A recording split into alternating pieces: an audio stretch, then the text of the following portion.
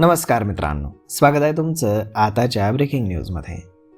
मित्रांनो, देशातील कोट्यावधी पगारदार कर्मचाऱ्यांसाठी एक आनंदाची आणि एक चिंतेची बातमी समोर येते.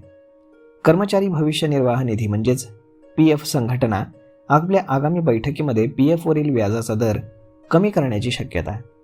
मात्र दुसरीकडे तंत्रज्ञानाचा वापर वाढवत एप्रिलपासून सभासदांना थेट UPIद्वारे PFचे पैसे काढण्याची सुविधा देखील उपलब्ध करून दिली जाणार आहे.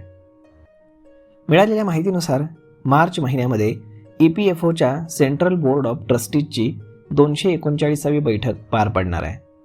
विकसित भारत एम्प्लॉयमेंट स्कीम यामुळे PFशी जोडल्या जाणाऱ्या नवीन सदस्यांची संख्या वेगानं वाढते.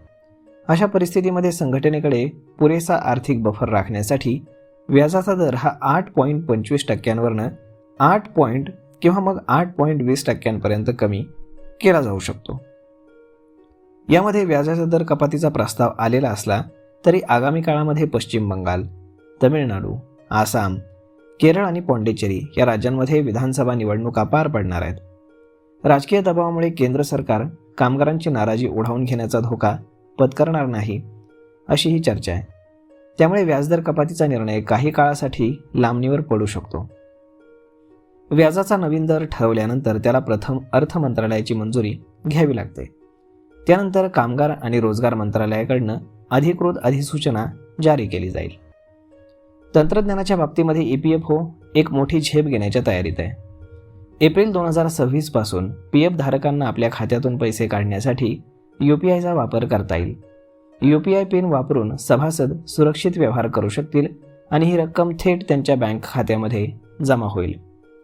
एकदा रक्कम बँक खात्यात आली की ती ATMद्वारे किंवा डेबिट कार्डद्वारे तुम्हाला सहज वापरता येईल. या सुविधेअंतर्गत सदस्यांच्या खात्यामध्ये एक ठराविक किमान रक्कम सुरक्षित ठेवली जाईल आणि उर्वरित रक्कम काढता येईल. तर मग मित्रांनो, अशा पद्धतीनं PFच्या व्याजाला आता कात्री लागणार आहे आणि PFला जे व्याज मिळतं 8.25%, तर ते आता थोडंसं कमी होण्याची दाट शक्यता आहे. यावरती आपलं मत काय हे तुम्ही आम्हाला कमेंट करून नक्कीच सांगा. आणि जर हा व्हिडिओ तुम्हाला आवडला असेल तर आपल्या जवळच्या मित्रमंडळींसोबत देखील हा व्हिडिओ तुम्ही शेअर करायला विसरू नका. धन्यवाद.